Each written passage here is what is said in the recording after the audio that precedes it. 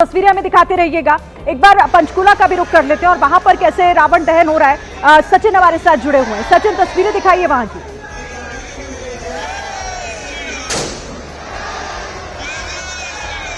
अच्छा, पंचकूला से तस्वीरें आ रही हैं, हम सचिन का रुख करेंगे, लेकिन जरा उससे पहले आप ये तस्वीरें देख लीजिए। वहां पर किस तरीके से रावण दहन किया जा रहा है और आसपास आप देखिए लोगों का हुजूम, किस तरह वहां पर जुटे हुए हैं ये तमाम लोग रावण दहन को देखने के लिए, विजयदशमी के पर्व में शामिल होने के लिए।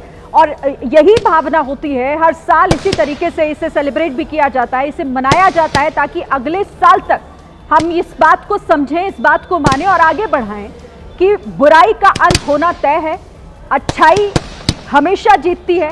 समय भले ही उसमें थोड़ा लग सकता है, लेकिन अंत में जीतना सत्य को ही है। दो अलग अलग जगहों की ये तस्वीरें हैं, जहां एक तरफ पंचकूला की तस्वीरें आप देख रहे हैं और दूसरी तस्वीर में भी आप देख रहे हैं ये दिल्ली के लवकुश रामलीला से ये तस्वीरें आ रही हैं, जहां पर मुख्य अतिथि के तौर पर राष्ट्रपति द्रौपदी मुर्मू वहां पर हैं और वहां पर भी अब रावण दहन की जो ये प्रक्रिया है वो शुरू हो चुकी है। तो विजयदशमी पर देश भर में अब रावण के पुतले का दहन किया जा रहा है। अलग अलग जगहों पर शुरू हो चुका है ये कार्यक्रम। जिन रावण को कई कई फीट लंबे रावण जो महीनों भर से तैयार किए जाते हैं और आज उन्हें प्रतीकात्मक एक तीर से किस तरीके से नष्ट कर दिया जाता है, कैसे जल उठता है और धमाकों की आवाज के साथ उस रावण का दहन किया जाता है। यही संदेश दिया जाता है कि देखिए बुराई कुछ इसी तरीके से चल रही है। हमारे साथ स्टूडियो में खास मेहमान भी हैं, आचार्य राज मिश्रा जी। मैं आपके पास आती हूं, हम इन तस्वीरों के आपके माध्यम से समझेंगे, लेकिन उससे पहले जरा एक बार भोपाल लिए चलते हैं अपने दर्शकों को और देखते हैं अंबुज वहां से कैसी तस्वीरें दिखाएंगे। अंबुज, सीताराम जी आप बैठेंगे नहीं? जी बिल्कुल, मैं भोपाल के टीटी नगर के दशहरा मैदान में मौजूद हूं और यहां पर भी लोग इकट्ठे होने शुरू हो गए हैं और आप देख सकते हैं कि किस तरीके से विशाल जो पुतले बनाए गए हैं, रावण हो, कुंभकर्ण हो और मेघनाथ हो, तीनों यहां पर मौजूद हैं। और अब से थोड़ी देर के बाद भगवान राम इन्हें जो है इन पुतलों का दहन करेंगे। संदेश वही कि चाहे जो बुराई है वो कितनी भी बड़ी क्यों ना हो, जो अभी आप बात कह रही थी कि इतने विशाल पुतले बनाए जाते हैं, वो पुतले विशाल इसलिए बनाए जाते हैं कि कहीं ना कहीं एक संदेश ये भी होता है कि चाहे बुराई कितनी भी बड़ी क्यों ना हो, लेकिन सच्चाई की जीत एक न एक दिन होती ज़रूर है। तो उसी बुराई पर सच्चाई की, सत्य की जीत का प्रतीक ये विजयदशमी का दिन होता है, जिस दिन रावण के पुतलों का दहन किया जाता है। समाज की भी तमाम बुराइयों को नष्ट करने का इसी तरीके से, इसी के प्रतीक के तौर में इसे देखा जाता है। इसीलिए साल दर साल ये रावण के पुतले जलाए जाते हैं और यही संदेश हर साल ये जो विजयदशमी का त्यौहार है वो लेकर के आता है कि कितनी भी बड़ी बुराई हो, कितना भी बड़ा असत्य हो, लेकिन सत्य के सामने वो टिक नहीं सकता है। एक दिन ज़रूर आता है जब असत्य की हार होती है। और कहते भी हैं कि घनघोर अंधेरा क्यों ना हो, अगर एक भी दीपक जल रहा है तो वहाँ पर जो अस्तित्व है उजाले का वो हमेशा रहता है। उसी तरीके से रामायण भी बताती है कि किस तरीके से भगवान राम, जो कि सामान्य मनुष्य के बिल्कुल, और यही बिल्कुल जो संदेश जिसका जिक्र आप यहाँ कर रहे हैं, ये मैं राज मिश्रा जी आपसे आचार्य जी समझना चाहूंगी। यही मैसेज, यही तस्वीरें बता रही हैं कि सत्य ही जीतता है अंत में, असत्य कितना ही बड़ा क्यों ना हो, अंत तो तय है। इसमें बिल्कुल इस बात में कोई दो राय नहीं है कि अगर जीवन में, यही भगवान राम ने एक सुंदर संदेश भी दिया है कि यदि आप सत्य के साथ रहते हैं, यदि आपको अपने आप पर भरोसा है, तो आप निश्चित रूप से अपने जीवन में विजय को प्राप्त कर सकते हैं। अगर रावण और राम जी में देखा जाए तो बहुत सारी ऐसी चीजें, रावण साधारण व्यक्ति नहीं है, इस बात को ध्यान रखिएगा। श्री रामचरितमानस के अकॉर्डिंग अगर आप लंका कांड उठा करके पढ़ेंगे तो लंका कांड में रावण बहुत साफ शब्दों में कहता है, गोस्वामी तुलसीदास जी ने लिखा कि चलत दशानन डोलत धरणी, जब वो चलता था तो धरती डोलती थी। मतलब इतना साधारण मतलब व्यक्ति नहीं होगा जिसके चलने से धरती का आपत्ति हो। चढ़त मत गज इम लघु तरणी, जिस प्रकार हाथी के चलने से कोई साधारण चीज हिलना प्रारंभ कर दे, उस प्रकार रावण के चलने से धरती हिलती थी।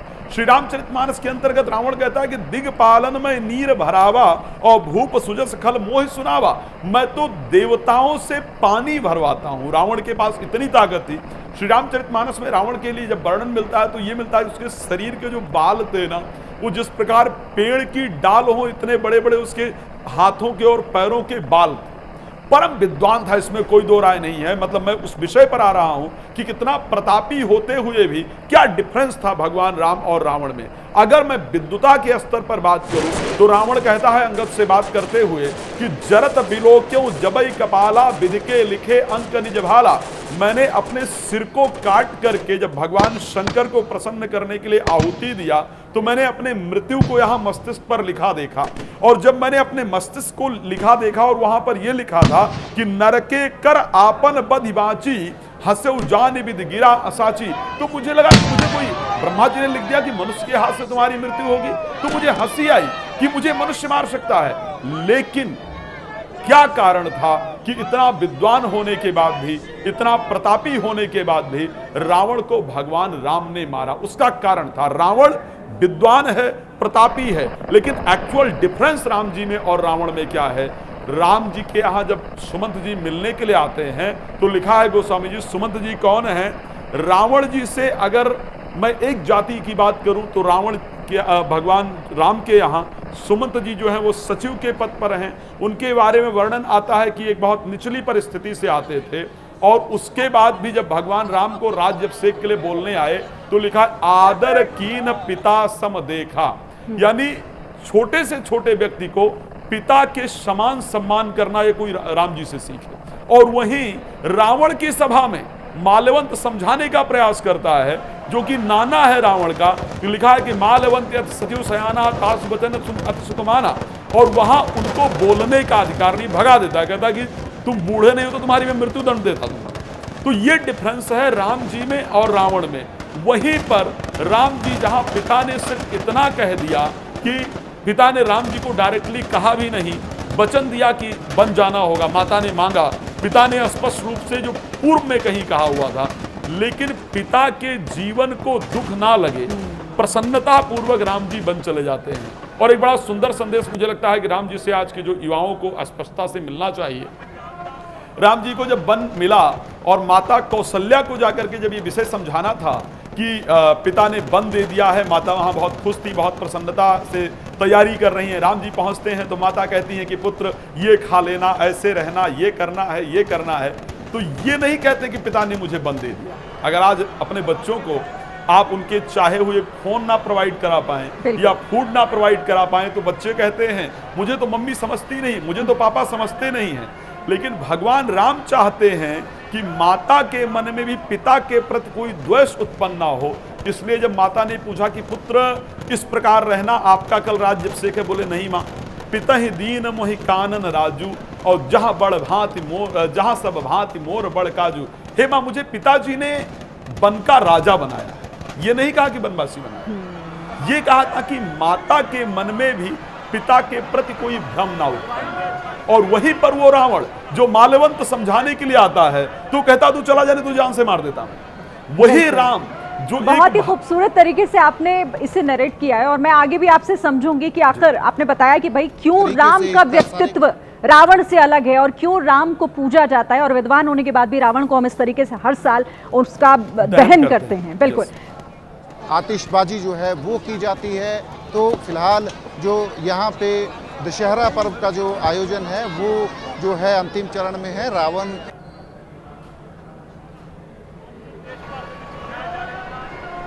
देखिए, लुधियाना से भी तस्वीरें आ रही हैं, कैसे बुराई का प्रतीक रावण वहां पर जलाया जा रहा है। दो तस्वीरें हैं अलग अलग, पंचकुला, दूसरी लुधियाना।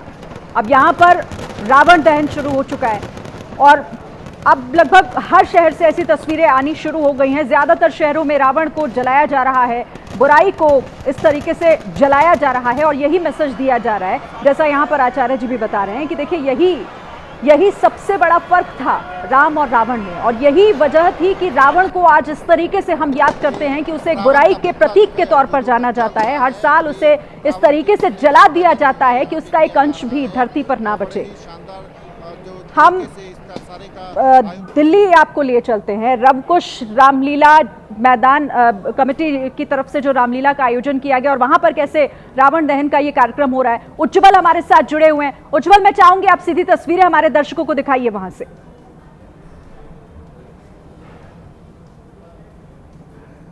देखेंगे तो इस समय दिल्ली में जो है वो बारिश जा रही है, लेकिन ऐसे में इसी बीच यहाँ पर जो रावण दहन है वो शुरू हो चुका है। यहाँ पर आप देखिए, देख सकते हैं आप,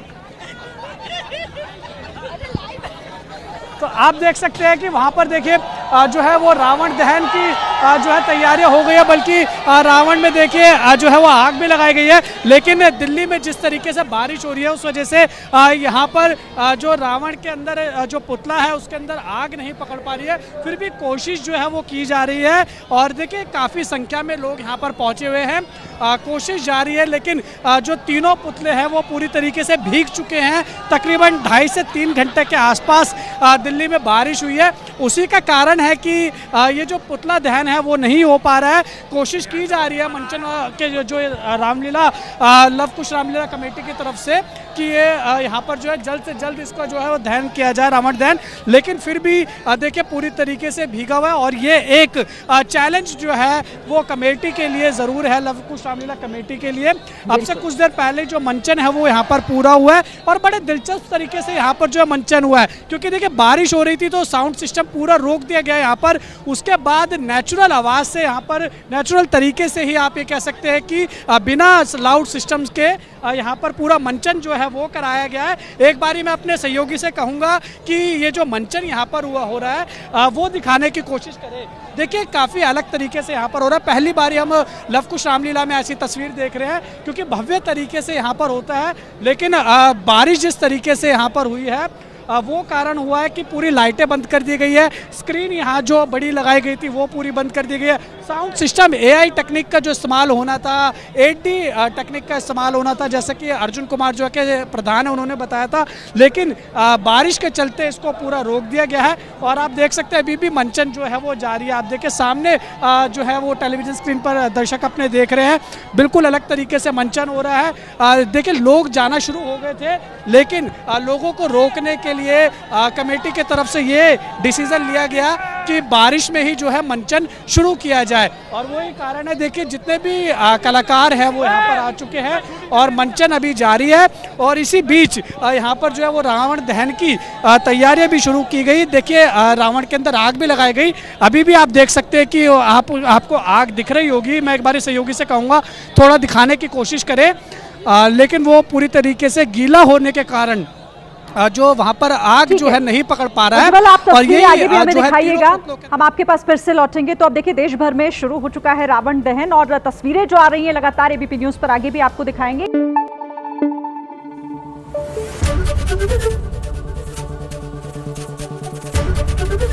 ABP न्यूज आपको रखे आगे।